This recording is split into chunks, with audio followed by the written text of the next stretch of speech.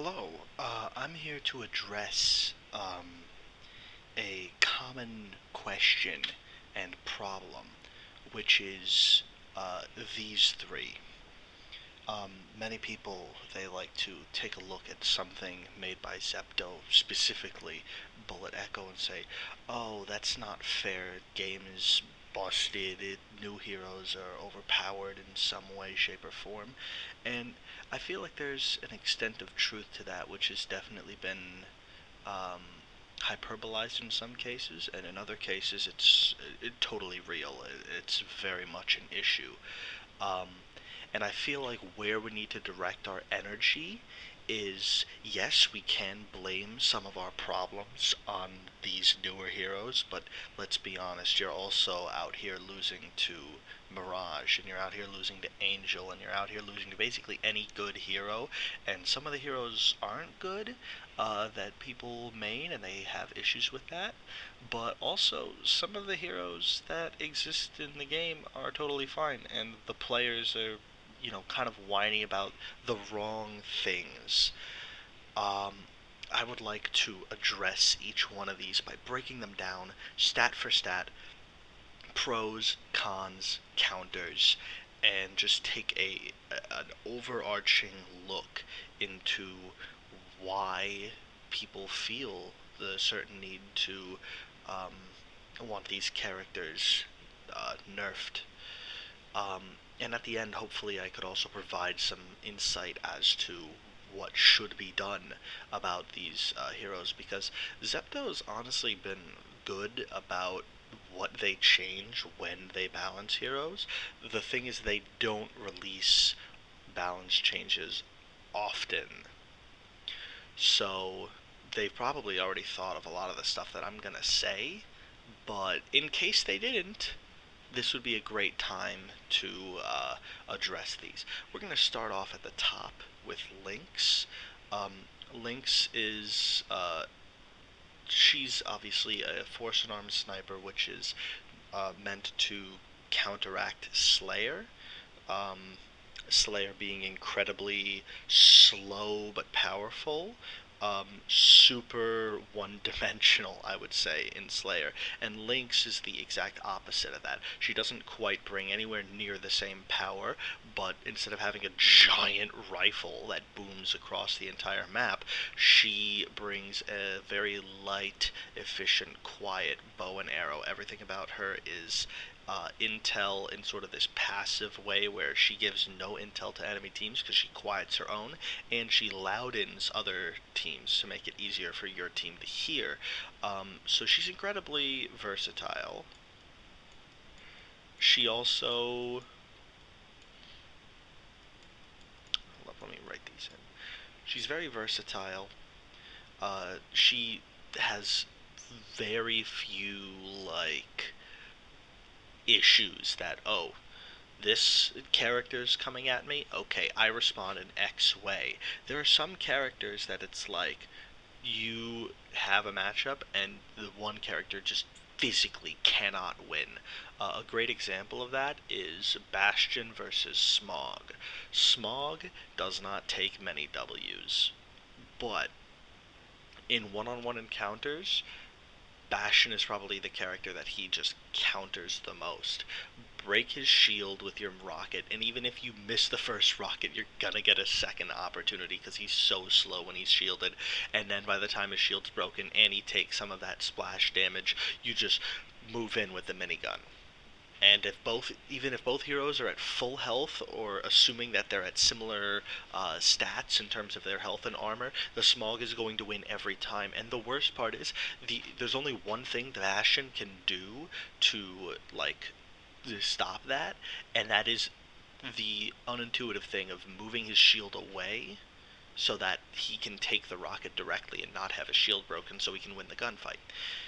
Lynx, against every hero except maybe Stalker, is able to do something. And I say Stalker because Stalker can go invisible, pop team healing while invisible, come out of his invisibility, and just start shooting, and Lynx can't do enough damage there because he's already at point blank.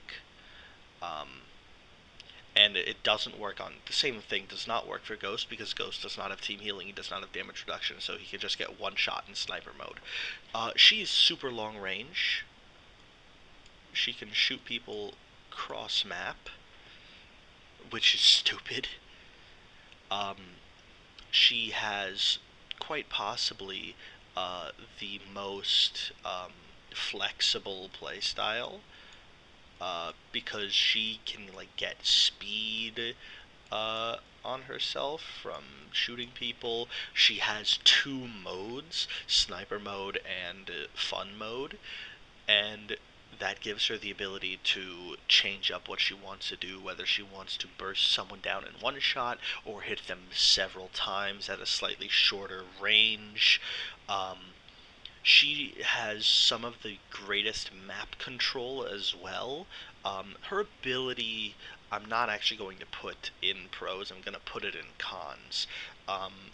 But she has some great map control, and best of all is she's quiet. In a game where you can win your 1v1s, but the worst thing is you win a team fight even, and then the hounds come out. You shot, everybody moves in on your position because you took the first fight and they want to win rather than just get kills and play the game normally, so everybody will just move into your position. They don't care about holding circle, they don't care about doing anything like that, they're just going to move into wherever they hear gunshots from.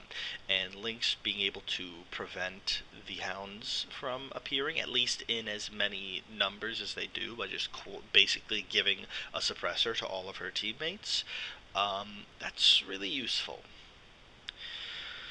Cons. I'm going to put her ability in cons. I know her ability can do a lot of damage, and it can be super useful, but it's also really, really annoying to use because you have to wait so long and you're open to flanks when you're using it, and you can't really cancel it unlike other abilities where you could just say, okay, I want to cancel this. No, when you cancel, it just stops it and you still use it for like another 2 seconds, so you're very vulnerable while using it, so you need to rely on your team while trying to use Rain of Arrows. Rain of Arrows is helpful, especially when you're trying to take down thermals, when you're trying to take down people going for revives, when you're trying to take down something like Bertha, or when you're just third-partying. But at the same time, in a straight-up fight, say you are taking like the first fight of the game, it's not the best ability to have. I'd rather have like grenades, rockets, different damage abilities rather than Lynx's, which is really better for fighting defensive people. Now, granted, you're going to fight a lot of defensive people because Lynx is designed to have others on the defense. If they push out into the open and they're aggressive, she can hit them at absurdly long distances and kill them before they approach. She also has this, she has what I call, a few heroes have this, it's called bullet syndrome.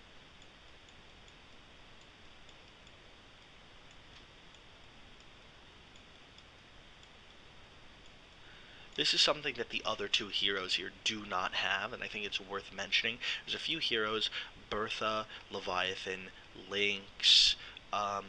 It basically means heroes that really have no way to deal with a shield. Specifically, I know Angel can counter a lot of things, but at the same time Angel is super light, and one shot from either mode is enough to really kill an Angel before she pushes in, or even pops shield. But like, if your hero has no way to deal with Hurricane, and I use Hurricane as the unit of measurement because he's sort of the middle ground for shields, then your hero has bullet syndrome.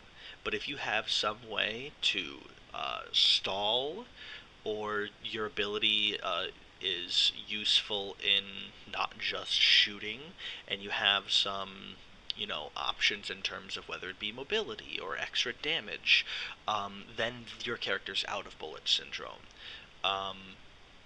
Yeah, bullet syndrome is something that's like mostly a Leviathan thing, because all of your damage is just bullets. and all of your options are just bullets. Whereas take something like Stalker can go invisible, wait out the shield. Arnie Dragoon can jump away. The Mirage can definitely jump away and shoot at the same time. And these two heroes obviously have their own ways of dealing with that. Those are really like her biggest cons. But yeah, for Pete's sake, I'm going to mention flanks as well. Lynx can't really handle some flanks. Some flanks she can handle. If she's getting flanked by Raven, Raven's not gonna live. He's gonna just be shot and be dead in one hit from sniper mode, or be shot twice from like rapid fire and still killed. Um, Ghost gets killed hard. Freddy does not, unless the Lynx has the damage boost. But once Lynx boosts her damage, then Freddy's also in that one-shot category. Unless the Freddy has an absurd quality of health gears, in which case he can still survive one shot from sniper mode and then just gun the Lynx down. And in some cases, even if the Lynx hears him at a longer distance, he's stimmed up, and she will either miss a shot or not even look at him before she's deleted. So in some cases she's weak to flanks anyways. In some cases she's using her ability and she gets flanked. That's probably the biggest thing. And so that puts me at saying her counters are shields, specifically deployable shields, like personal shields, not force walls, because her ability kind of just like flushes out a Blot or Satoshi from behind their little force shield. Whereas she can't really do the same thing with a Hurricane or an Angel. Bastion's slow enough, unless Bastion has some good speed gears. Bastion's slow enough to still get hit with like the edge of a well-placed rain of arrows, but yeah, shields are a problem for Lynx to deal with. Flanks are, yeah, flankers, specifically Freddy plus Stalker. These two heroes kind of just wreck Lynx. And her last counter is snipers with high survivability. Really snipers that are able to just duel with her regardless. I wouldn't put Mirage there, but I would put like Firefly is definitely a battle of positioning against the Lynx. In the open, Lynx is going to win. Behind cover, Firefly is going to win, because nades are just more spammable and more oppressive than Rain of Arrows, and he can survive a Rain of Arrows easy. And so that fight is usually very boring. But Lynx versus Lynx is one of the biggest counters to herself, because everything that she's good at is everything that she has trouble dealing with because of high range, good survivability, flexible snipers. Lynx, I would say, to break this down, has one glaring issue. If you have control of the map and you aren't taking fights, and you're looking and hunting your opponent, she's great. And when you're on the defensive and you're being hunted, unless people just run into your arrows, which does happen sometimes, but if it's a coordinated team and they are just running into you, oh my god, she just does not feel powerful at all. She feels awful. I think she's well balanced, in my opinion. She is the strongest sniper, though. So if there is a sniper who would get hit, all three of these characters, you can definitely justify getting nerfed. But I would say out of the three of them, Lynx is the least likely to get one. If they were to nerf anything, it would probably be the range or damage on her sniper mode. Probably the damage on her sniper mode, keep the range absurd, and then reduce the range on her rapid mode, where keep it as the super high burst option, but even with scope or even without scope, it should not be that long. It should be a pretty close range alternative, and right now it's like you can still have Mirage range with rapid mode, and it just feels unfair to fight with certain heroes. Tess is next. Tess's pros are fairly simple. She is the quintessential counter. There's a lot of heroes in the game that you get a Tess ball put in play, and they just say, well, I'm gonna go play some Flappy Bird. Her Tess ball is... The only saving grace of it is, in order for Tess to actually get value from it, she needs to take the space that her Tess ball has. And obviously, this is going to go into cons as well. I'm going to mention something else about the Tess ball, which is the space that you take with it needs to be valuable. In modes like Sabotage or Squad v Squad, it's almost guaranteed to be valuable, but in Battle Royale, sometimes someone throws out a Tess ball, and it's just whatever. It doesn't change the fight at all. It's not going to hit anything. But like, say you're using it reactively, there's an Angel or Hurricane rushing into you. Tess is the opposite of Bullet Syndrome, because it literally just turns off shields. She can just spray you down. And speaking of sprayed down, her DPS is quite filthy. Melt basically anyone in less than a second. The one saving grace of that is low burst, which is going to go in cons. What else does she have? She's also pretty versatile in terms of her kit. She has decent stats. I wouldn't say too much of that. I wouldn't put versatile either, because it's not like Lynx levels. But damage reduction is definitely in there.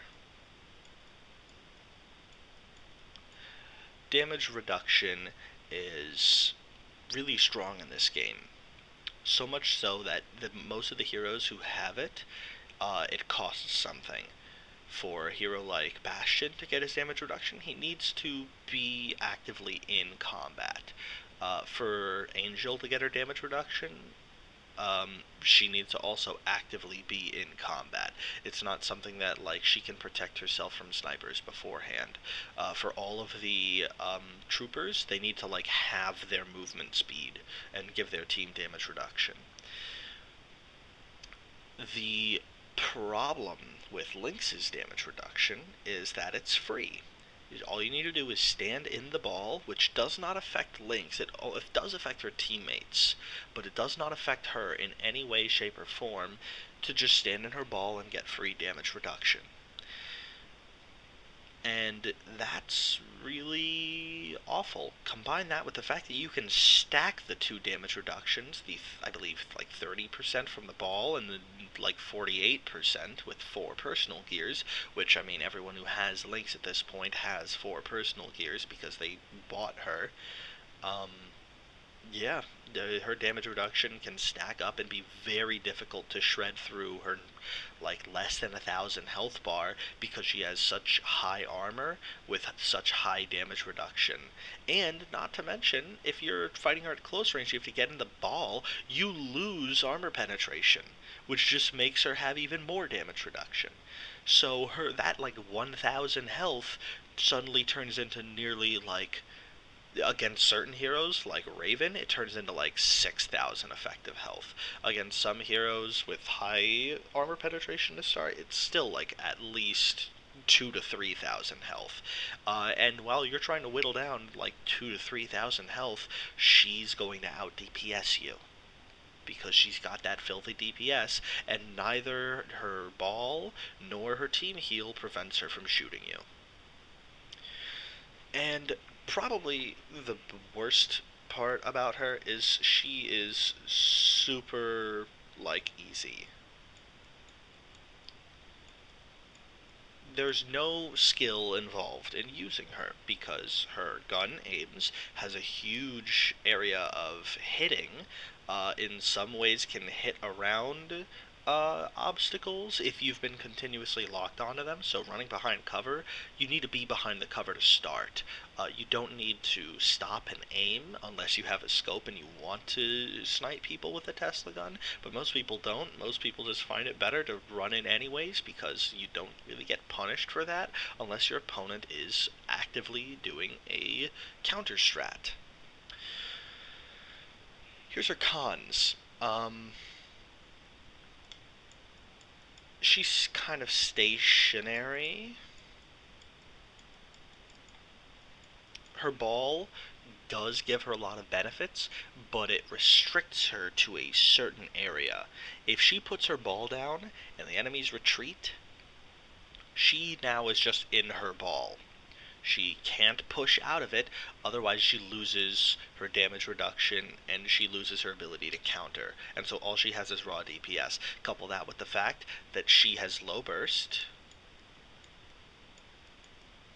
All of her damage is considered continuous fire. If you put anything between you and the Tess for even a split second, her DPS is gonna drop back down to .01 second rather than keep racking it up, because the longer she hits you in the same stretch of damage, the more damage she does. I don't think it's exponential, but it's somewhere more than multiplicative. It's quite high how much damage she can get after even like 3/4 of a second of shooting you. But if you only expose yourself for like a quarter to half a second at a time, she will not do that much damage to you at all. Now, she can get map control with her ball, but if she misplaces her ball, you have every right to peek behind corners and just play hokey pokey until she eventually runs out of utility. And that's the last thing, is that because her strategy relies on the damage reduction and her DPS and trying to take a stationary space, you can wait her out. She's on a time limit. Just don't push in. Just let her team heal run its course, let her fucking ball expire so she has to put down a new one, play around corners. These are all counters. So her biggest counter is high burst. High burst and high armor penetration.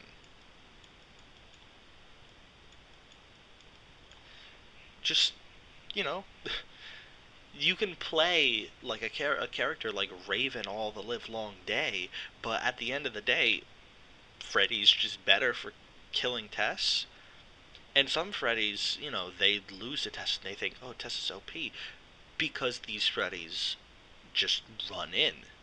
And that's the only gameplay they know, and because it works on almost every other hero, at least against bad players, they haven't been punished for doing it yet. And Tess was introduced into the game to try to stop people from just Freddy rushing and shield rushing and doing all of this stuff that goes against the core design philosophy of the game, which is built around peeking and trying to outplay your opponent and outsmart them and predict their moves. All that goes out the window when you introduce Freddy into the game, but it comes back in when you introduce Tess. Now, playing against Tess is a mind game. There's so much outplay potential, and most of it has to do around two things: range and cover.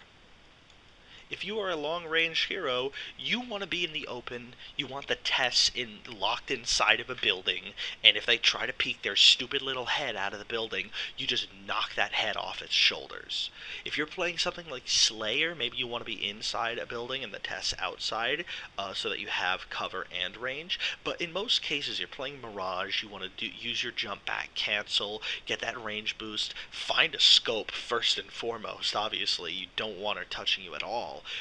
And then just outrange her and just poke at her over and over. High armor penetration is the name of the game, and Mirage does just that. Just bing, bing, bing. Knock her out of the fucking tournament. Or, if you're playing a hero who's close range oriented, don't run in. Don't run out in the open. That's stupid. You're gonna get yourself killed because that's stupid. So play behind cover, and then when she pushes in to you, you peek behind from the corner and then peek right back in. You'll take maybe like 0.25 seconds of damage from her that won't even scratch your health bar. It will only start hurting you when you stand out in the open for extended periods of time. So you want to play hokey pokey, and you want to control the tempo of the fight. When she puts down her ball and team heal, she's trying to control the tempo of the fight. She wants you to make the first move so she can react. Don't fall for that. Don't push her when she has all of her bonuses and she's playing into her pros. Fight her when she's playing into her cons, when her time runs out, when you have cover to hide behind, or when you have high burst damage and she's just running around and she's not looking at you and you can flank her. Take that opportunity. Against a team in a team fight, it's often worth it to trade yourself for any one of these heroes. If you can get out as well, more power to you. But if you kill the Tess and you have a well-coordinated team and you die, but the Tess also dies, now your team doesn't have to play against the Tess, and they can just run in, kill everybody else, and rev you. And then we have Shenji. This guy. I'm upset at Shenji for a few reasons. First, he's a stat stick. More health than Sparkle, more damage than Arnie, way faster fire rate than Arnie, and to be honest, he's got everything going for him. Besides Cyclops, he has like double the attack range of every other shotgun, and unlike Cyclops, for him to get that attack range, he does not need to be aimed. You can just have it. Aiming does reduce your spread. That's probably the one of the few cons is spread. You're very much at the mercy of RNG, and against some scouts, they can get lucky and you won't hit a single pellet, but usually even hitting 1 or 2 pellets is going to kill like any scout in the game, depending on who they are. But yeah, he's an absolute beat stick. More so than that, like I said, range is something. He's still a shotgun, he doesn't have great range. His survivability is top-notch. His DPS is also really good. Take into account that Sparkle has only slightly more DP, like burst potential than this guy, but Sparkle is only burst damage. She has no continuous fire. She fires 2, or if you have full personal gears and you don't have anything like vision gears or extra movement speed or anything and you're just playing for damage, she's 3 shots. With 3 shots on Sparkle, you can maybe kill 2 people if one of them is doesn't have armor. But usually, because players have armor, the first shot is just going to knock off their armor and the second one's going to frag them. So obviously the goal is play to like get one person and run. That's the Sparkle way. Sparkle mains have a habit of running in, getting a kill, and then dying. Shenji does not have this problem because he shoots pretty fast, has stupidly high damage, and he has 8 shots in his magazine. Which, that, I think, is one of the biggest design flaws that he has, is that he has 8 shots. With 8 shots, you can 2-shot almost every class in the game, and you can 3-shot every class in the game, except for maybe, like, a team heal, Bastion, like a team healed, Bastion damage reduced Smog, who has used Battle Kit, so he's got, like 13,000 effective health. You might take 4 shots to kill him, but you're still gonna kill him in one clip. you just do so much ridiculous damage. His AOE is second to none. The ability to cut off a corner with a grenade is powerful, because if you throw the grenade right, the enemy has to walk away from it to not take the damage from the nade, get behind a different cover, and then move back and then aim. And it usually locks down a position that someone can be in for like 3 seconds at least, for the time that it takes for them to run away from the corner, get back, and then aim down again. With Shenji, you can throw a molly and it will lock down something for like, what is it, more than 8 seconds? So it's just so ridiculous that that this is a thing. Not only that, but he's sort of anti like everything. If you have fucking um a bush that you're hiding in and you're trying to play for like scan or thermal, he'll just molly the bush. If you're in a building, he'll just molly the building, and that thing spreads like crazy. Um, and the probably the best thing that he does, and the thing that I'd actually like for them to keep, is his slowdown. Um, Being able to slow enemies down in this game is always amazing, because even if you get flanked by like a Freddy and you somehow don't kill him because maybe you only hit like one pellet, um, he still is going to touch the stuff on the ground. He's going to get slowed down, and your team can clean him up. It doesn't slow for too long, but to put it in perspective, the Molotovs that he throws, which also have the slowdown, as well as his bullet trails, when you have this Molotov in like sabotage mode, you can just throw it on the bomb after you plant.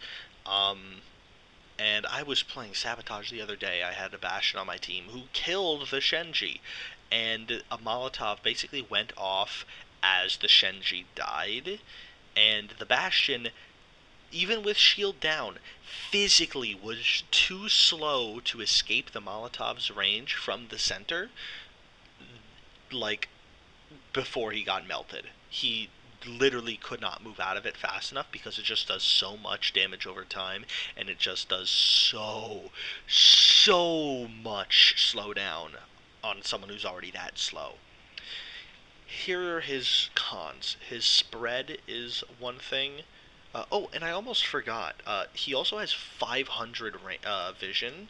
Like, he's got some surprisingly good vision for a shotgun, and that's by default. We don't even have the personal gear yet, which would give him even more vision radius, but, like, you could probably get, like, a good 750 vision range on this guy, for without visor, and then toss visor in the mix, and you're looking at, like, nearly 1,000 vision range on a shotgun hero who has ridiculously good just control of the map. That I don't know why they didn't see that as a problem. There's a reason why Sparkle's vision range is like one of the things that makes her fair, is because she has to do everything in accordance with what her team sees and not what she sees. Basically, she has to take her team's word for it if there's a threat in front of her. Shenji's spread sometimes is an issue because you are at the mercy of RNG, but if you're running recoil gears, you really don't need to worry about this. If you're running spread reduction gears, you can this is fixable. These other things, for these other two heroes, these are like core design philosophies. You can't make Lynx better at taking down shields no matter what gears you run. You can't increase the, I mean, if you have more personal gears, you can increase, I think, team healing by like a second or something, but you can't make it so that Tess no longer has a time limit. You can decrease Shenji's spread and make it a lot less RNG based, which means you will just tight spread hit someone with 4 pellets every time, which is like 24,000 damage per shot plus afterburn. It's kind of ridiculous. And I would also say that he does have an inability to deal with certain snipers. So he is kind of just a meat shield in some cases. especially at long range, he's a meat shield, and he'll just soak up damage. Now, granted, he has a ton of health and a ton of armor. He's more health than Sparkle, and like I think with he even if you're not running like health gears, he still has like 2700 HP. You can run HP gears on that and easily get into the low to mid 3000s without taking into account battle kits on tanks. I'm pretty sure he's got like third or second highest health in the game. That's not okay. I don't see why that would be okay for someone who already has like such ridiculous damage and control of the map and so minuscule like counters that they also are super tanky. But yeah, sometimes at long range he'll just soak up damage. Um, and I wouldn't exactly put this in a con because he does have pretty good speed because he's an ambusher, but he doesn't seem to have like he's not Arnie, he's not Sparkle. He doesn't have like built-in speed increase into his build. When Sparkle takes damage, she gets faster. Shenji doesn't have that. Thank goodness he doesn't have that. So he always stays at a steady pace. I'm not even going to write that down as a con, though, because he still has better speed than most heroes that aren't scouts. I mean, come on. Shenji is an ambusher. He still has good speed. And his counters, I would put snipers here. And himself.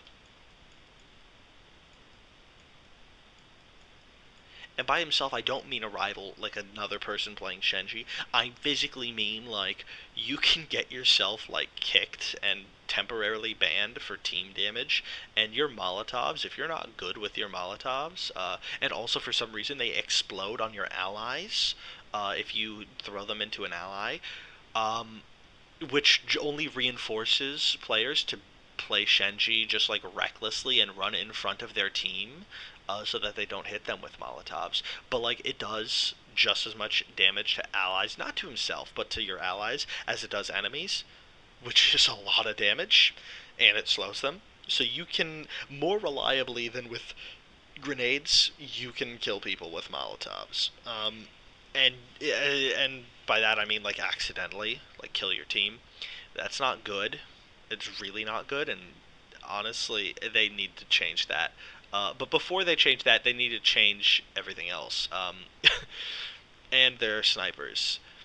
Snipers, if Shenji's outranged, he's got to play more meticulously. Get behind cover, use your team recovery to get back up your health and armor, and if the sniper pushes you, you can just kill them. Because snipers should not be pushing you. And when it gets to like a really small circle and you need to push into a sniper, you have enough bulk to just tank a few shots.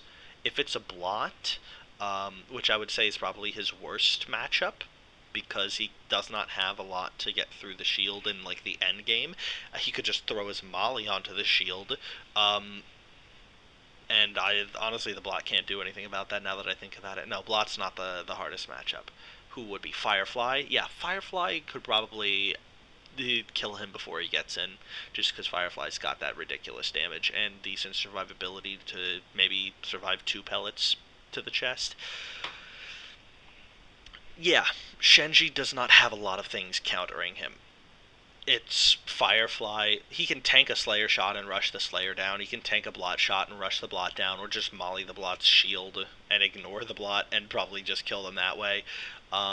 He can fight Mirage. He can tank a few shots from Mirage, heal himself up. If the Mirage wants to get close, she's going to get slowed down by his bullet trails or by his Molotovs, and that's going to be more than enough to take her down. Lynx. Lynx does have some pretty great range and some pretty nice damage as well. Not at a great fire rate, though, so she would need to have good positioning to take down a Shenji before they get into, like, shotgun range. So I would say Lynx and Firefly are the two things that are going to mess up a Shenji. I hope you understand where I'm going with this. I think Lynx, where she is, I believe in my Christmas tier list, I put her at like an S. And I still believe that she is a little bit overtuned. Tess, I also think that she needs like a nerf to her DPS, but at the same time, if they're going to nerf her DPS, they should give her a little something else, because it's like if they take her DPS down too low, then she becomes unplayable. And people who are already have gotten good at countering her, um, then she just becomes kind of worthless, and the only thing she has is her lightning ball, which, hey, fair enough, can kill some shield heroes, but like she isn't that powerful. I would, in my Christmas tier list, I put her at a B. I still stand by that because I play a lot of heroes that counter Tess. My main is Cyclops, and my one of my other mains is Doc. So those two heroes, I mean, the lightning ball is just missile food, and the Tess can't leave her lightning ball once she gets in it because missiles will just I don't even need to aim them. I can just hit the ball center of mass and it'll explode her. So she kind of locks herself in when she pushes me, and just as well when she tries to peek around a corner. Doc is really good at peeking. Um, and Cyclops can beat Tess in open ground because the blind makes it so that she just keeps getting hit and she's not fast enough to close the distance. If the Cyclops is backpedaling and just keeps tagging her and tagging her. And Shenji, I feel, if I were to rank him right now, he's kind of at this like S to S plus. Um, I do think that out of everybody, he probably needs the most nerf. By the way, I still think B because B meant situationally perfect. Um, and I think in the right situation, Tess is overpowered. Like, I'm not saying they need to ignore Tess. There is, especially when you take into account squad v squad and sabotage, there is something to address with Tess. But I feel like if they're going to nerf her, they should also give her a little bit of a buff to something else that isn't her DPS. Whether that be reducing her DPS to increase her, I don't know, maybe her like aim time, so people would feel more of like the necessity to aim down and try to poke people with lightning from behind cover and give her a little bit of an answer to one of her biggest problems. Or maybe they like increase the damage of trying to collide your lightning balls together so that you can kind of flush people out with the lightning balls as not just to negate your abilities, but also as like a legitimate damage threat, because her lightning ball colliding does less damage than like a rain of arrows. And it takes like 10 seconds to set up. It's not worth it, honestly. Meanwhile, Shenji is just like way more powerful than, like, way more game defining than either of these two heroes. And I'm not quite sure if it's because all of the new maps that they've released with like Smuggler's Port and like the new Eastern map that they did, they're very choke heavy, so Molotovs just like lock down the entire map, whereas if he's playing a map like Police Station or something, he's probably not going to be as powerful despite the high amount of cover there. But it's just so many obstacles and obstructions, and because of his because of his high spread, it's like he does have to get really aggressive if he wants to like take down encamped enemies, especially snipers. Um, but in close range or out in the open, he's always a threat, and he has no real like weaknesses. Um, like no actual core design weaknesses, which is a problem. So if I were to say like what they should do to each of these heroes, here's what I'm gonna say. Um, and I'm just gonna like have this zone here for it. For Lynx, like I said, I think they ought to her lower sniper damage and lower rapid range. I don't mind her being able to poke people at super long ranges, but at least, like, even with damage boost, I feel like it's fair if she has to two-shot a Freddy or um, two-shot like a Raven if they don't have damage boost.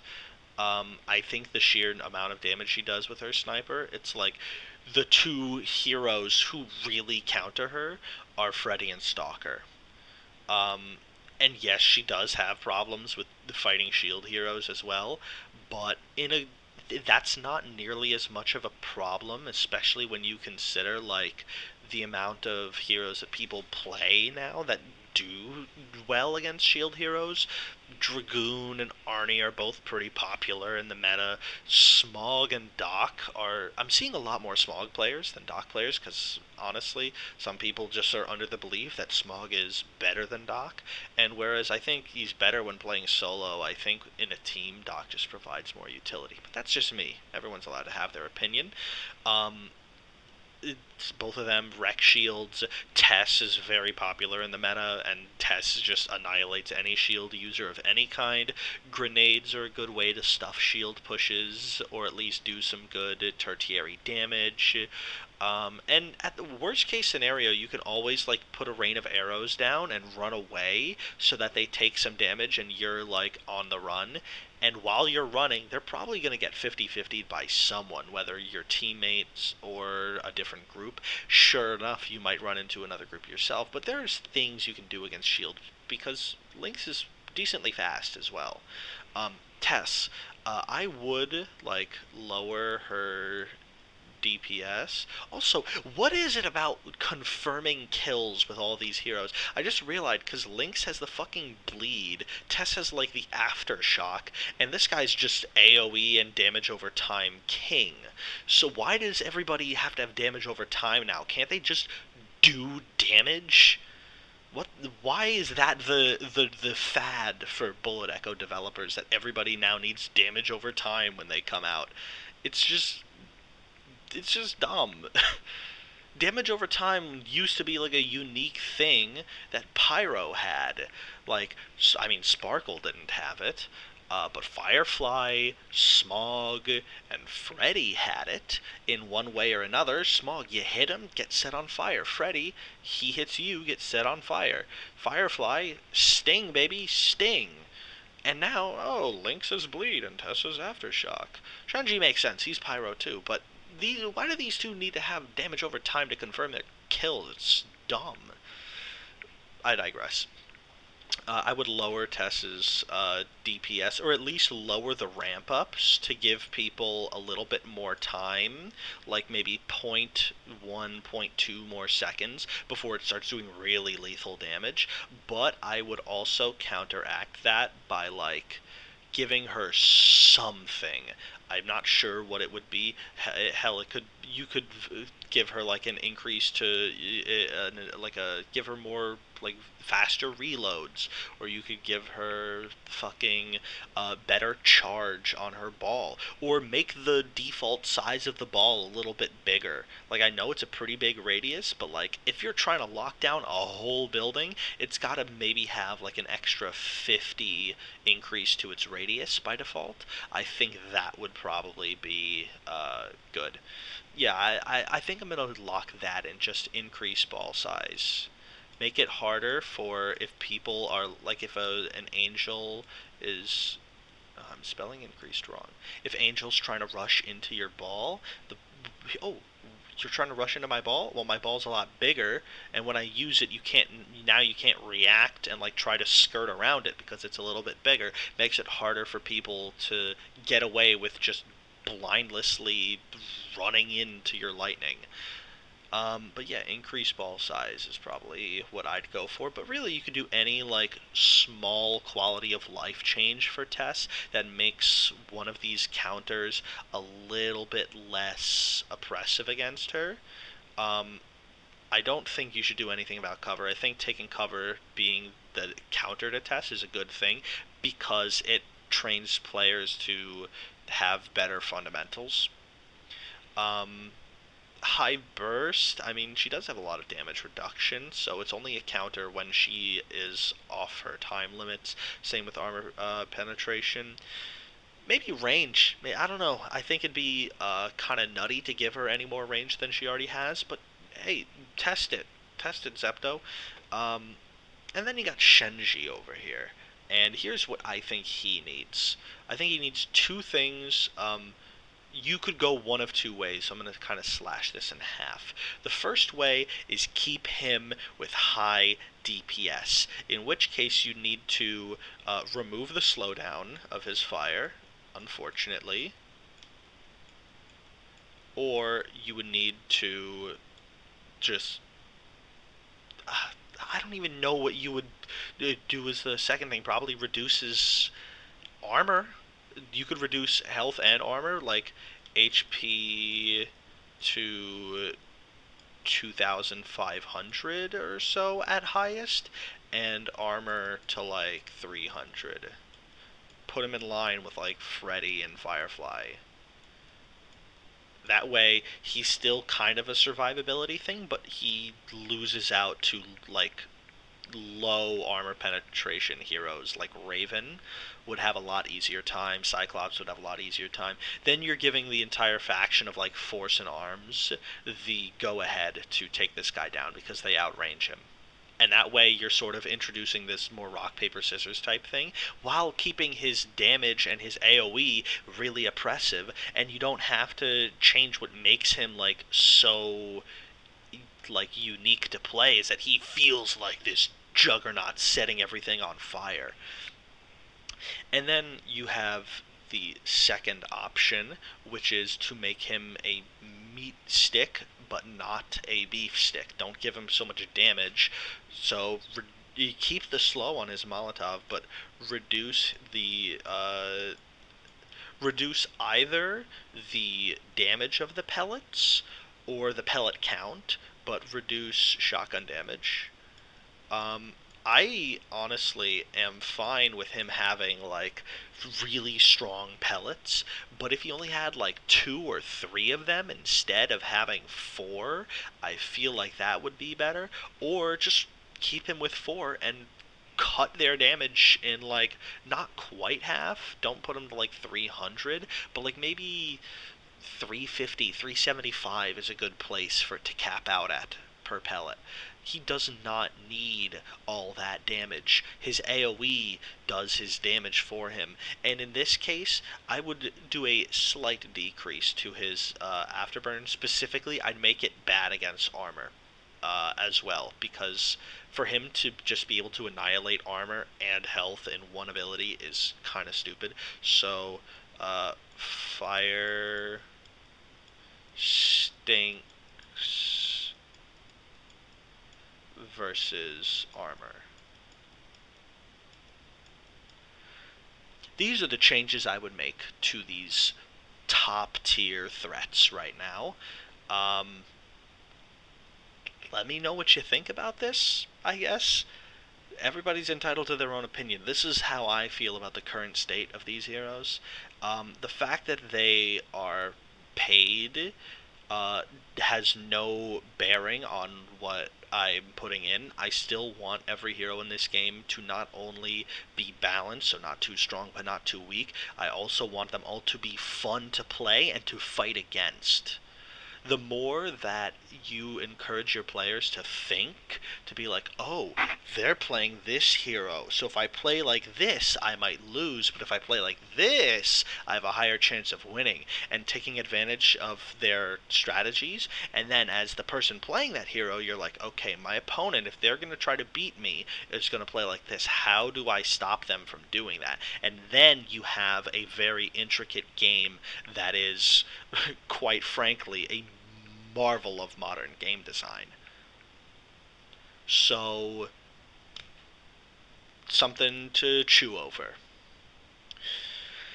That's round about everything I've got for this. So, yeah. See ya.